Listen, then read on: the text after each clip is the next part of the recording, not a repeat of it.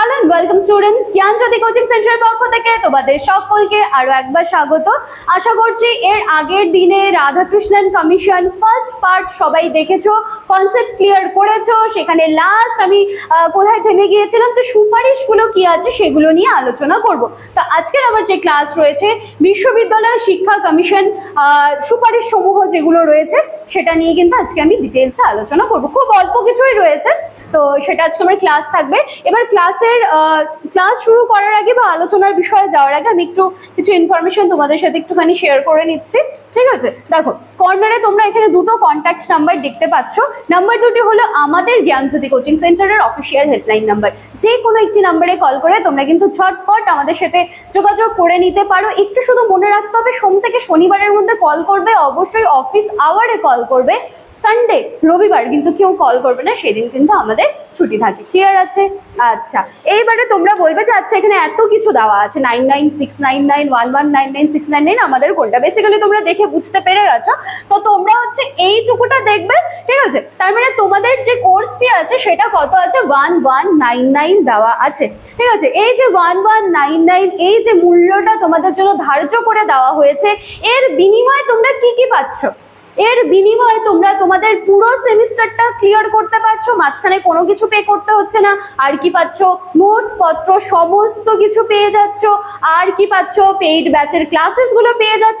এর সাথে সাথে কিন্তু তোমরা ডাউট ক্লিয়ার করার জায়গাগুলোও পেয়ে যাচ্ছ। যারা আমার স্টুডেন্টসরা রয়েছে তারা কিন্তু ভালো মতোই জানো যে মানে তোমাদের যে ডাউটসগুলো থাকে, ঠিক আছে, সেটা এমনও হয় যে অনেক স্টুডেন্ট থাকে যে খুব ক্লাসের একদম লেটে তোমরা ভর্তি হয়ে যাও, দেন অনেকেই কিন্তু বলো যে ম্যাম এই টপিকগুলো একটু বুঝিয়ে দিন। তো সেই জায়গাটাও কিন্তু আমি চেষ্টা করি যে তোমরা যেহেতু এই অ্যামাউন্টটা আমাদেরকে পে করছো, তো সেই জায়গাটাও যেন আমি কভার করে দিতে পারি। তো এই 1199 এর বিনিময়ে এত কিছু কিন্তু তোমরা পেয়ে যাচ্ছ। অ্যাডমিশন শুরু হয়ে গিয়েছে, আর কিছুদিনের মধ্যেই কিন্তু আমার অনলাইন ব্যাচের যে ক্লাসেসগুলো আছে সেটাও শুরু হয়ে যাবে। তো ঝটপট তোমরা দেরি না করে কিন্তু অ্যাডমিশন হয়ে যাও। এইবারে চলো আলোচনার বিষয়ে ফিরে আসছি। এক সেকেন্ড। দেখো, আচ্ছা, তাহলে এর আগের দিনে আমি কোথায় ছিলাম?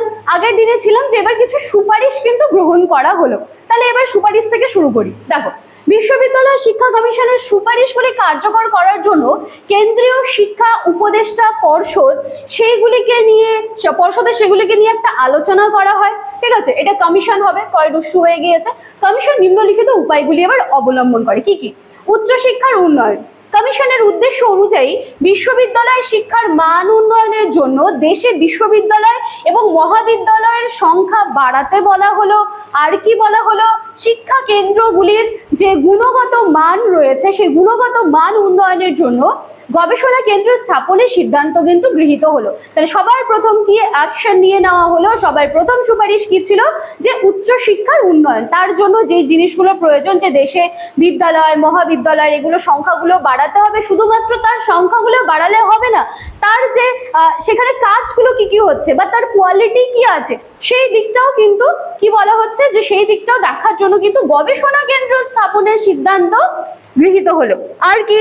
বৃত্তিমূলক ও কারিগরি শিক্ষার মান উন্নয়ন।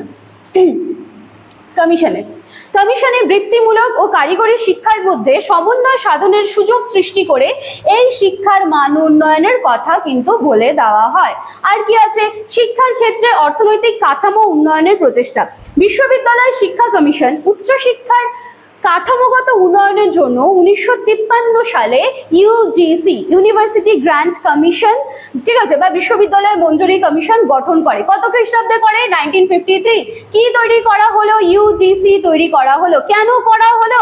বিশ্ববিদ্যালয় শিক্ষা কমিশন উচ্চশিক্ষার কাঠামোগত উন্নয়নের জন্য ইউজিসি কিন্তু 1953-তে তৈরি করা হলো। আচ্ছা, ইউজিসির উপর সমগ্র বিশ্ববিদ্যালয় শিক্ষা, বিশ্ববিদ্যালয়ের যে আন্ডারে আরো যে মহাবিদ্যালয়গুলো রয়েছে তাদের আর্থিক পরিকাঠামো এবং উন্নয়নের দায়িত্ব ভার কিন্তু অর্পিত হয়ে গেল। এই জায়গাটা আমি সরিয়ে দিচ্ছি, তোমরা নিচটা হয়তো দেখতে পাচ্ছ না।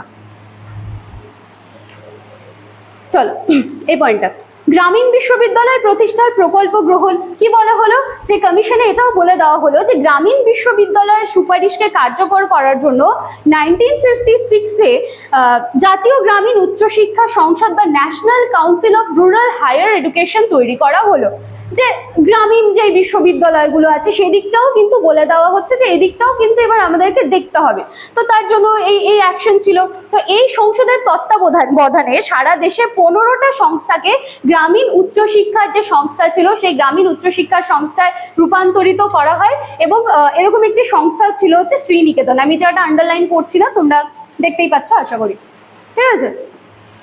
তাহলে এই ছিল আজকে আমাদের ক্লাস বা আলোচনার বিষয় রাধাকৃষ্ণন কমিশনের পার্ট 2, যেখানে আমি সুপারিশগুলো নিয়ে কিন্তু আলোচনা করলাম, ঠিক আছে। চলো তাহলে পার্ট 1 পার্ট 2 কিন্তু আমাদের কমপ্লিট হয়ে গেল। এটা নিয়ে তোমরা আরো একখানা ক্লাস কিন্তু পাবে, ঠিক আছে। তো এই ছিল আজকে আমাদের ক্লাস বা আলোচনার বিষয়। যারা এখনো ফার্স্ট দিনের কনসেপ্ট ক্লিয়ার করনি, কাইন্ডলি চ্যানেলে সমস্ত ভিডিওস রয়েছে, জাস্ট যাবে, স্ক্রল করবে, ভিডিওস দেখবে, কনসেপ্ট ক্লিয়ার করবে, দেন আজকের ক্লাস কিন্তু তোমরা কমপ্লিট করবে, ঠিক আছে। তোমরা চাইলে এটা একটা স্ক্রিনশট নিয়ে রাখতে পারো তোমাদের সুবিধার্থে। এছাড়া ডেসক্রিপশন বক্স তোমাদের জন্য দেওয়া রয়েছে, ফলো করবে, পুরো ইনফরমেশন দিয়ে দেওয়া আছে। চলো আজকে ক্লাস বা আলোচনার বিষয় আমি এখানেই শেষ করছি। দেখা হচ্ছে নেক্সট দিনে এটার পার্ট 3 নিয়ে। Thank you.